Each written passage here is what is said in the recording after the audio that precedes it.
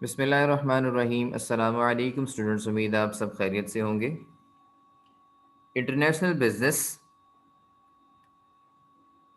Chapter number 9, how exchange rates are determined.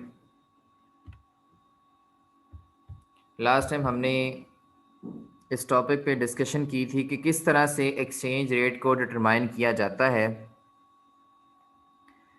तो इसमें हमने मेन चीज़ें पढ़ी थी कि एक्सचेंज रेट पे जो फैक्टर्स अफेक्ट करते हैं वो डिमांड और सप्लाई के होते हैं। ठीक है, डिमांड और सप्लाई की फोर्सेस की वजह से जो है वो एक्सचेंज रेट अफेक्ट होता है। अगर किसी करेंसी की जो सप्लाई है वो ज़्यादा है तो उस करेंसी की प्राइस लो होगी, और अगर किसी करेंसी की सप्लाई लो है तो उसकी प्राइस ज़्यादा होगी। और इसी तरह से अगर किसी करेंसी की डिमांड ज़्यादा है तो उसकी प्राइस ज़्यादा होगी, और अगर किसी करेंसी की डिमांड कम है तो उसकी प्राइस भी कम होगी। ठीक है, तो डिमांड एंड सप्लाई की जो फोर्सेस हैं वो अफेक्ट कर रही होती हैं आपके एक्सचेंज रेट के ऊपर। इस पर हमने लास्ट टाइम डिस्कशन की थी।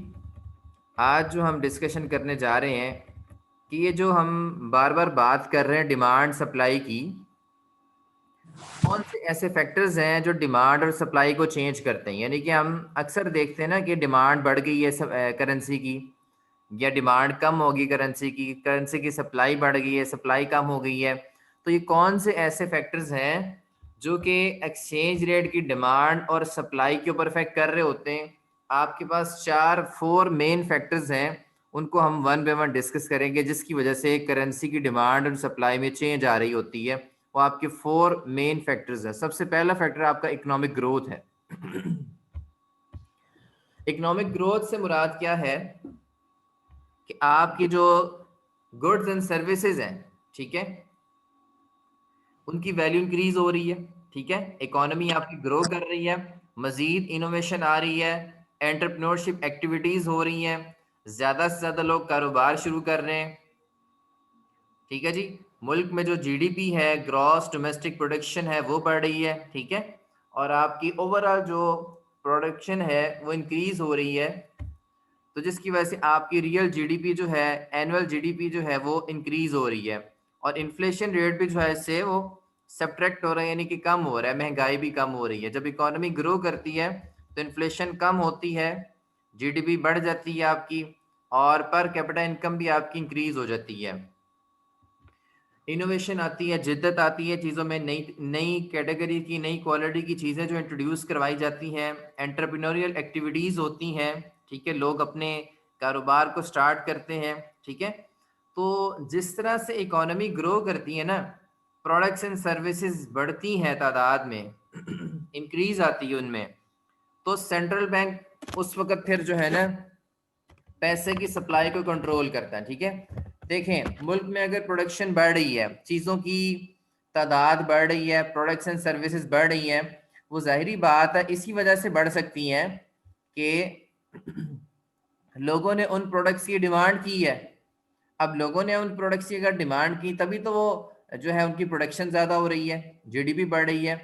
अब लोग उन प्रोडक्ट्स को खरीदेंगे कैसे? उन प्रोडक्ट्स को खरीदने के लिए लोगों को पैसा चाहिए, तो स्टेट बैंक जो है वो फिर मनी सप्लाई को इंक्रीज करता है। नेशन जो मनी सप्लाई है उसको इंक्रीज करता है स्टेट बैंक, ताकि इकोनॉमिक ग्रोथ में कंट्रीब्यूशन की जा सके। ठीक है, लोगों के पास पैसा होगा तो लोग चीज़ें खरीदेंगे। तो स्टेट बैंक जो है मॉनेटरी पॉलिसी बनाता है इस तरह से कि वो लोगों की ज़रूरत जो पैसे की है उसको भी पूरा कर सके, और मुल्क में जो है एक्स्ट्रा फ्लोट ऑफ मनी ना हो जाए, यानी कि ज़्यादा पैसा भी ना इशू हो जाए कि पैसे की वैल्यू में कमी आ जाए और इन्फ्लेशन क्रिएट हो जाए। एक बैलेंस तरीके से जो है स्टेट बैंक जो है वो पैसे की सप्लाई को कंट्रोल करता है कि वो कारोबारी जो लोग हैं या जो इंडिविजुअल पर्सन है उसकी ज़रूरत भी पूरी हो जाए। ठीक है, ताकि वो चीज़ें खरीद सके और मुल्क में जो है इन्फ्लेशन भी ना आए। अब जिस तरह से इकोनॉमी ग्रो करती है, इकोनॉमी के अंदर प्रोडक्ट्स एंड सर्विसेज बढ़ती हैं, तो बाहर की दुनिया में इन प्रोडक्ट्स एंड सर्विसेज की जो डिमांड है वो बढ़ जाती है। ठीक है, तो ज़ाहिर सी बात, मैंने आपको बताया था जिस कंट्री की प्रोडक्ट्स एंड सर्विसेज की डिमांड ज़्यादा हो, उस कंट्री की करेंसी की डिमांड भी ज़्यादा होती है। फॉर एग्जांपल अगर हम पाकिस्तान की बात करते हैं, अगर पाकिस्तान में अच्छी प्रोडक्ट्स बननी शुरू हो जाए, नई टेक्नोलॉजी वाले प्रोडक्ट्स बननी शुरू हो जाए, या इनोवेशन आ जाए, एंटरप्रेन्योरियल एक्टिविटीज़ ज़्यादा हो जाए, तो पाकिस्तानी प्रोडक्ट्स की बाहर की दुनिया में मांग ज़्यादा हो जाएगी। अब बाहर की दुनिया में मांग ज़्यादा होगी तो फिर रुपीज़ की जो डिमांड है वो भी ज़्यादा हो जाएगी, करेंसी की डिमांड ज़्यादा हो जाएगी। ठीक है, तो ये एक फैक्टर है जो करेंसी की डिमांड और सप्लाई पे इफेक्ट कर रहा है, जिसको हम इकोनॉमिक ग्रोथ कहते हैं। ठीक है, तो इस इकोनॉमिक ग्रोथ को जो है कंट्रोल करता है स्टेट बैंक। ठीक है, स्टेट बैंक इसमें अपनी कंट्रीब्यूशन देता है, पैसे की सप्लाई को बढ़ाता है, पैसे की सप्लाई को बढ़ा के उस नीड को पूरा किया जाता है।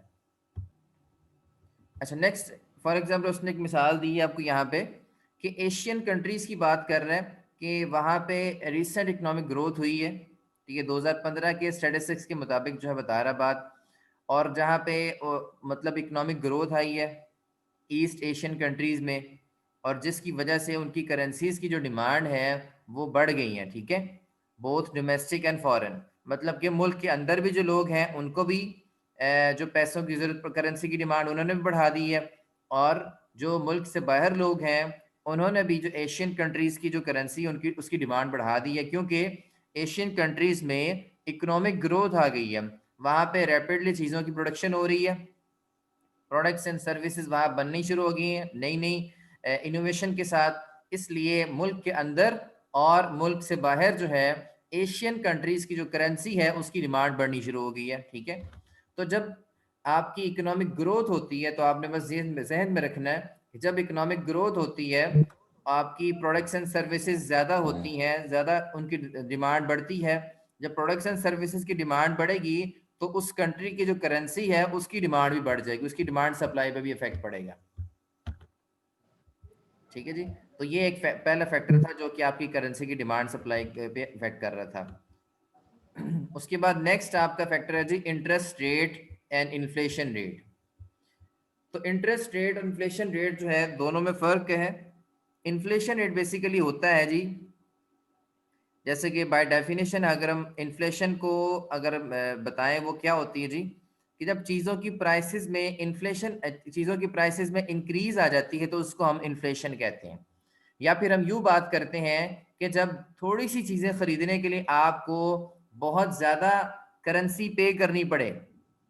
ठीक है, मतलब यूँ कह सकते हैं कि to much currency is using by buying the few products.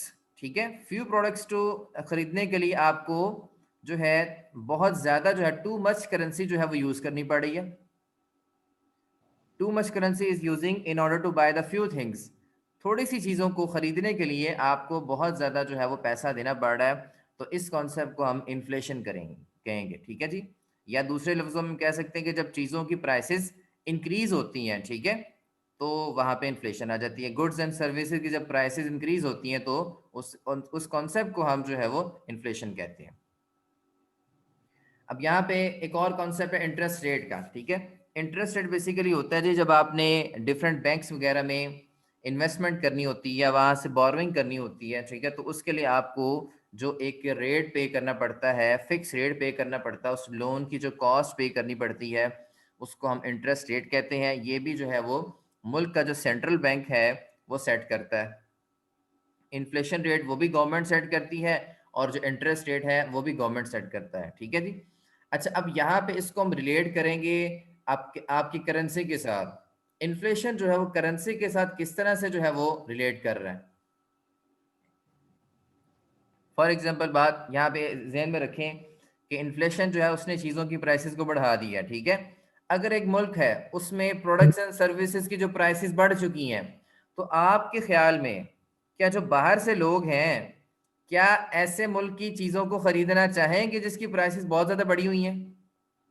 ज़ाहिर बात है कभी नहीं खरीदना चाहेंगे।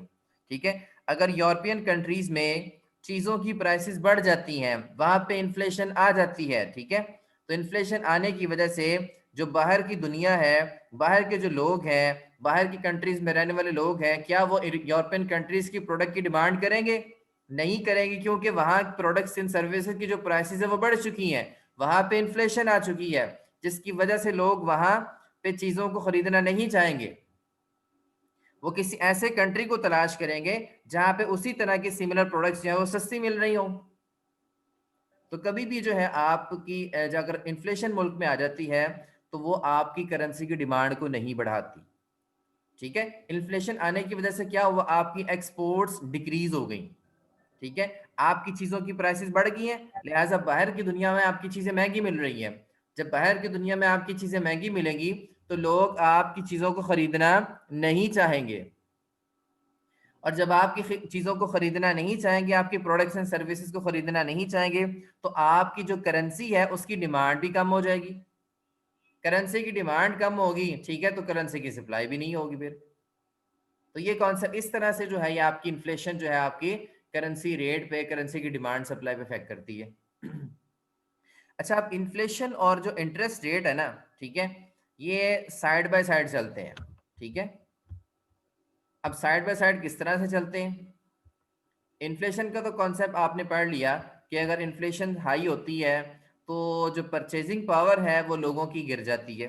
मगर फॉर एग्जांपल एक आम बंदा जिसकी 30,000 रुपया सैलरी है महाना, ठीक है, अगर चीज़ों की प्राइसेस जो है, जो घर का राशन जो है, जो महीने का इस्तेमाल होता है वो बढ़ गया, उसकी प्राइसेस बढ़ गई हैं, तो जाहिर बात है फिर वो सिर्फ वो चीज़ें खरीदेगा जो जो बेसिक हैं और जो बहुत ज़रूरी, जिनके बगैर गुजारा नहीं है। ठीक है, वो तमाम चीज़ें जो है वो इग्नोर कर देगा और नहीं खरीदेगा जो कि थोड़ी सी एक्स्ट्रा थी।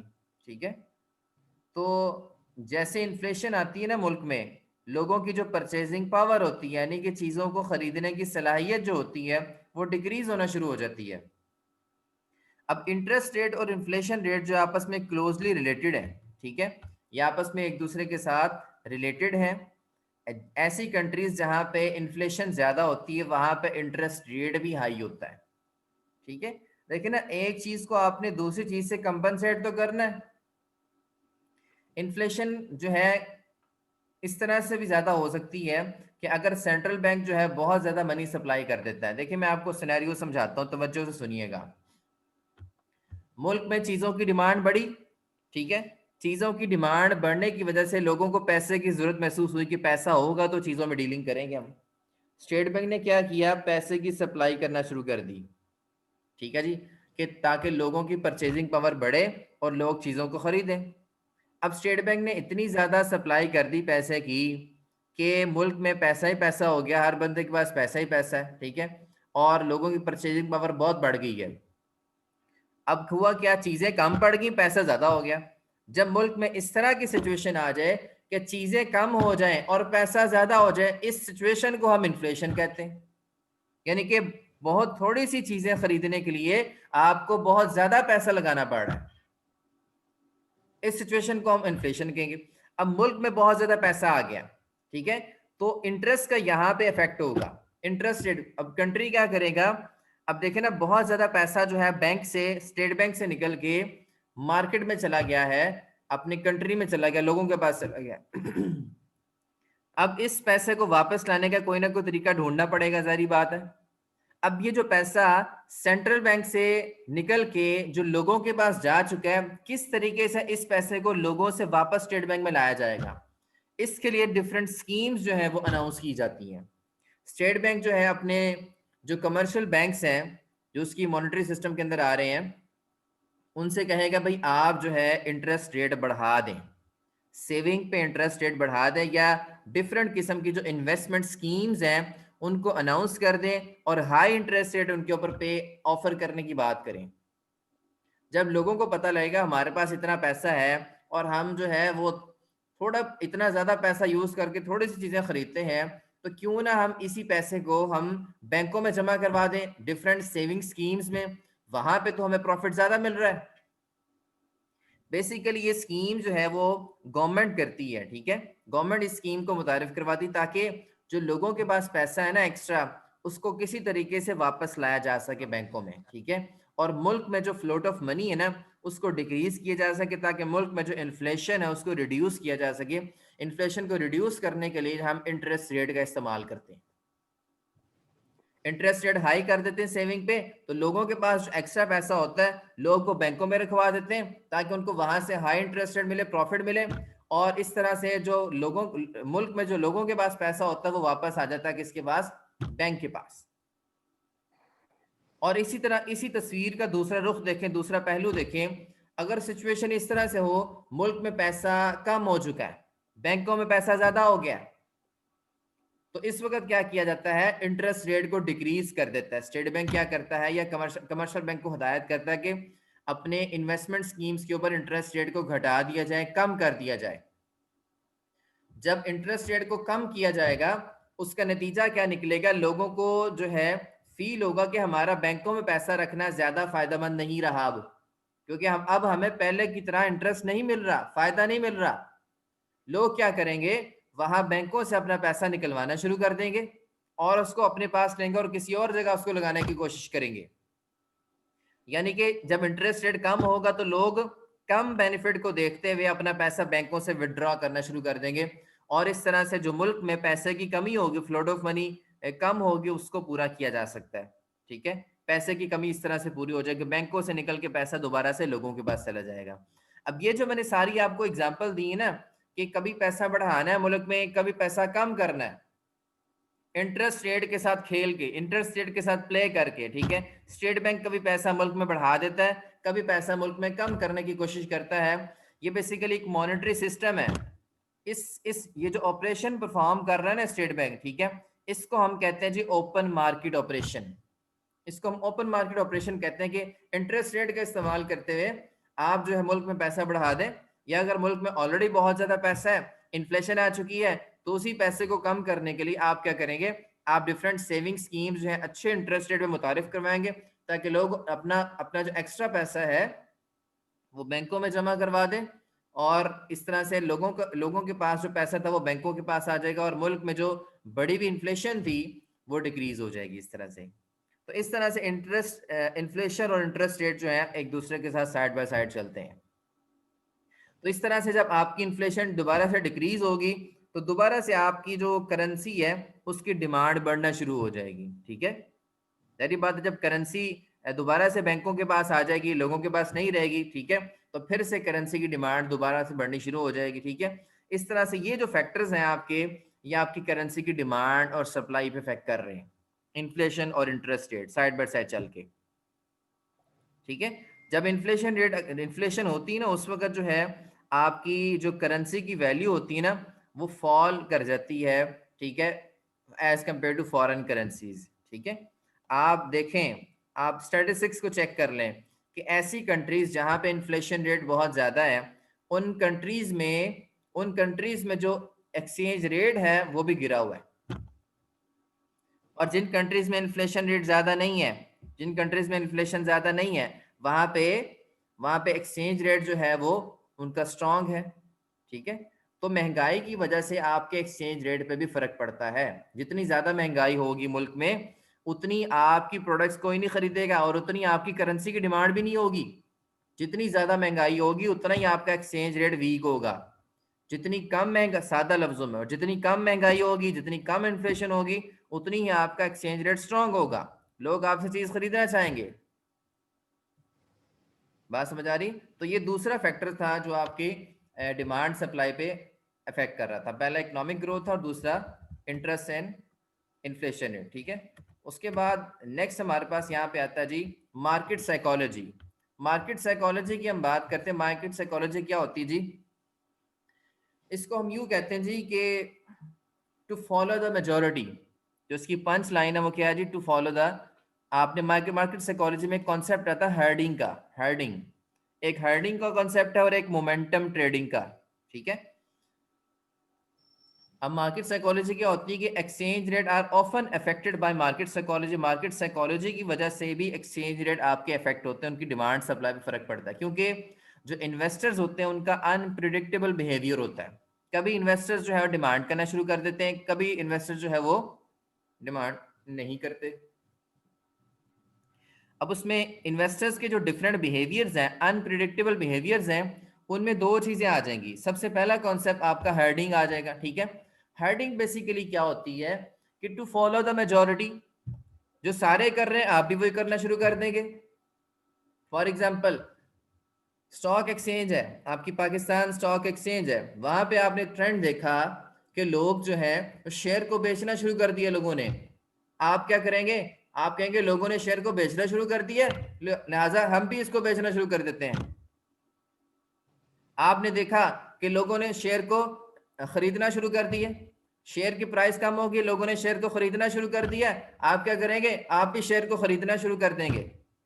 तो टू फॉलो द मेजोरिटी जो कॉन्सेप्ट है वो हर्डिंग आपका कहलाएगा, कि आप अपने सराउंडिंग में लोगों को देखेंगे जैसे दूसरे कर रहे हैं आप भी वैसा करना शुरू कर देंगे।